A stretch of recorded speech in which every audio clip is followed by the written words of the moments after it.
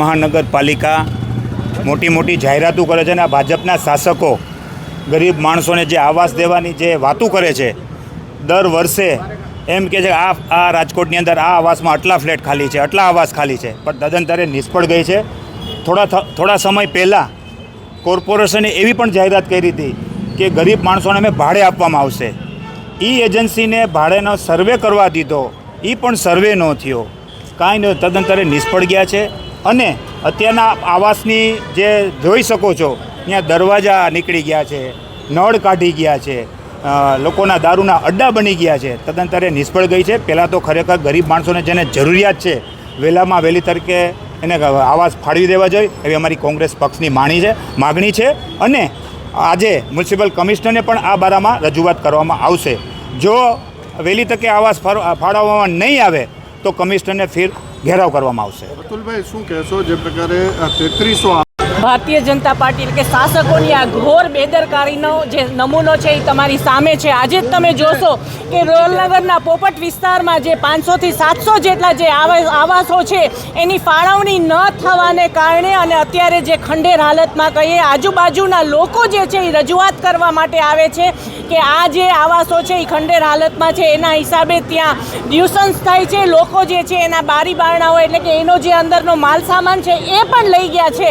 ત્યારે જે લોકોના પૈસા માટે અને જે ગરીબ અને મધ્યમ વર્ગ માટે જે મોટી મોટી બાંગો ફૂંકી અને જે આવાસો જે બનાવવામાં આવ્યા છે, ત્યારે આ આવાસોની જે હાલત છે એની અવસ્થા જોઈને આપણને એમ થાય કે આ તંત્ર અને શાસકો શું કરી રહ્યા છે. આ તો માત્ર પોપટપરા અને રેલનગરની વાત નથી, આખા રાજકોટમાં તમે જોશો તો 3300 જેટલા આવાસો જે છે એ આવી બંધ હાલતમાં પડ્યા છે. ત્યારે જે આવાસો બનેલા છે એની ફાળવણી ન કરવાને બદલે અત્યારે નવા આવાસો જે છે એનો સર્વે કરવામાં આવે છે. શું કામ કે એમાંથી એ લોકોને માલ મળશે અને જે ભ્રષ્ટાચાર થાય છે એ થઈ શકશે. માટે થઈ અને આ તંત્ર અને શાસકો આવું કરી રહ્યા છે એવું ચોક્કસ લાગી રહ્યું છે. ત્યારે અમે મ્યુનિસિપલ કમિશનરશ્રીને અને શાસકોને પણ કહીએ છીએ કે જો તમારામાં તેવડ હોય તો 2 મહિનામાં જે પણ આવાસો જે ખાલી છે એ જે પણ લાગતા વળગતા છે, જે પણ જરૂરિયાતમંદો છે એને આવાસો સોંપી દે અને જે આવાસોમાંથી જે આ બધું અંદરથી બારી બારણા અને જે નીકળી ગયું છે, જે લોકો ચોરી ગયા છે એની તાત્કાલિક ધોરણે મરમ્મત કરવામાં આવે.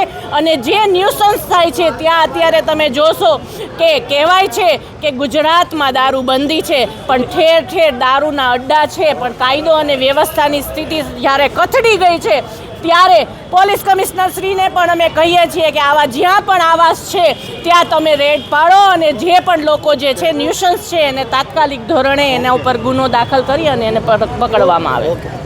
અંતર્ગત 696 આવાસો 2019માં બનાવવામાં આવ્યા હતા. BSUPની યોજના અંતર્ગત જે નીચાણવાળા વિભાગમાં રહેતા લોકો હોય, જે રોડ ફૂટપાથ ઉપર રહેતા હોય, નદી કાંઠે રહેતા હોય, એવા લોકો માટેની આ એક સ્કીમ હતી, પરંતુ કોઈ આવ્યું નહીં.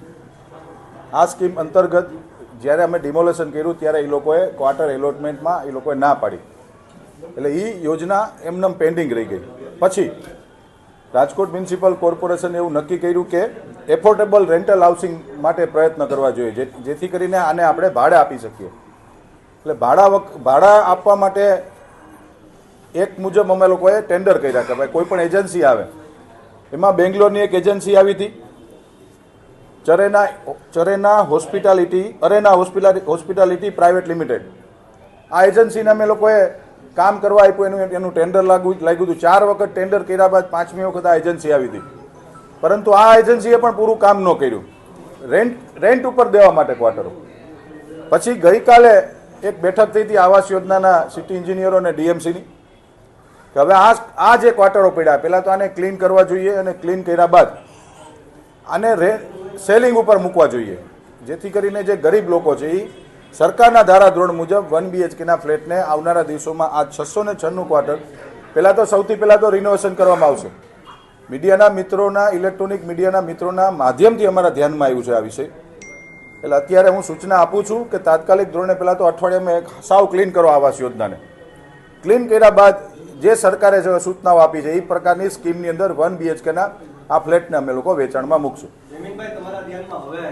અધિકારીઓ આટલા વર્ષ એટલે કે 7 વર્ષ સુધી શું કરતા હતા? જવાબ દેશો. નહીં, સમયાંતરે કોઈ પણ આવાસ યોજના હોય કે મહાપાલિકાની કોઈ પણ પ્રોપર્ટીઝ હોય છે એ સમયાંતરે સાફ સફાઈ થતી જ હોય છે. પરંતુ જે આપના દ્વારા જે આજે ઇલેક્ટ્રોનિક મીડિયાના માધ્યમથી જે મેં વિડીયોઝ જોયા છે અને જે ગેરપ્રવૃત્તિઓ થઈ રહી છે તો એના માટે ચોક્કસ રાજકોટ મહાનગરપાલિકાના સંબંધિત અધિકારીઓ રાજકોટના પોલીસ કમિશનરશ્રીને કહીને એમાંથી જે ગેરપ્રવૃત્તિ ચાલી રહી છે એમાં કદાચ મહાનગરપાલિકાએ એફઆઈઆર કરવી પડે, ફરિયાદી બનવું પડે તો પણ અમારી તૈયારી છે. પણ આ પ્રકારની સરકારી યોજનાઓની અંદર ગેરકાયદેસર પ્રવૃત્તિઓ થાય એ ક્યારેય પણ રાજકોટ મહાનગરપાલિકા ચલાવી નહીં લે. ધ્યાને આજે આવ્યું છે, કામગીરી ક્યારે થાય? આજ બપોર પછી અત્યારે જ હું સૂચનાઓ આપું છું. 2 વાગે મેં મિટિંગ બોલાવેલી છે અને સૌથી પહેલાં તો સફાઈ કરાવવી પડશે અને જે ગેરપ્રવૃત્તિઓ ચાલે સીસીટીવી પણ મૂકવાના છે આવનારા દિવસોની અંદર. સીસીટીવી મૂકીને જે ગેરકાયદેસર પ્રવૃત્તિઓ ચાલી રહી છે આના માટે આરએમસી ફરિયાદી બનીને માન્ય પોલીસ કમિશનરશ્રીને અમે લોકો જાણ કરવામાં આવશે અને ત્યારબાદ આ 1 BHKના ફ્લેટની અમે લોકો જાહેરાત પાડીને વેચશું. આવા 3300 ક્વાર્ટર છે, 696 તો આ છે. આ સિવાય રાજકોટના જુદા જુદા વિસ્તારમાં ઘણા બધા ક્વાર્ટર ખાલી પડ્યા છે, તો એની ફાળવણી ક્યારે? સમયાંતરે ક્વાર્ટરનો જ્યારે રીટેન્ડર ફરી વખત અમે ડ્રો કરતા હોઈએ છીએ. પ્રથમ વખતમાં કોઈ બાકી રહી ગયું હોય, કોઈ ટેકનિકલ સ્થિતિના કારણે કોઈ લાભાર્થીને લાભ ન મળ્યો હોય, ડોક્યુમેન્ટ ન હોય, નાણાં ન ભરી શકતા હોય, આવી બધી યોજનાઓના કારણે સમયાંતરે અમે ડ્રો પણ કરીએ છીએ. 13મી તારીખે રાજ્યના માનનીય મુખ્યમંત્રી શ્રી પણ રાજકોટ આવી રહ્યા છે. એ આવાસ યોજનાનો પણ ડ્રો છે. જેટલા ક્વાર્ટરો ખાલી છે એના ટૂંક સમયની અંદર અમે લોકો ડ્રો કરીને જરૂરિયાતમંદ પરિવારને એલોટ કરી દઈશું.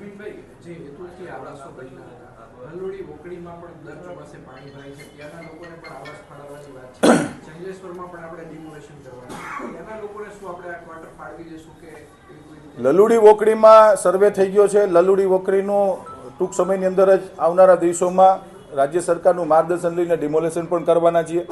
જંગલેશ્વરની મેટર છે એમાં કંઈક કોર્ટમાં એ લોકો ગયા છે એટલે હાલ પૂરતું એટકું છે. પણ લલુડી વોકડીમાં જે નીચાણવાળા વિભાગો અને એનો સર્વે પણ થઈ ગયો છે અને એને ક્વાર્ટર એલોટમેન્ટની પણ રેડી થઈ ગયું છે. ભૂતકાળમાં લલુડી વોકડીમાં જેટલા રહેવાસીઓને કંઈક 56 કે 58 ક્વાર્ટરો આપવામાં આવ્યા હતા એ પછી પણ વસવાટ થઈ ગયો છે. એટલે ડોક્યુમેન્ટ વેરિફિકેશન ચેક કરીને લલુડી વોકડીના નીચાણવાળા વિસ્તારો છે એને પણ સરકાર દ્વારા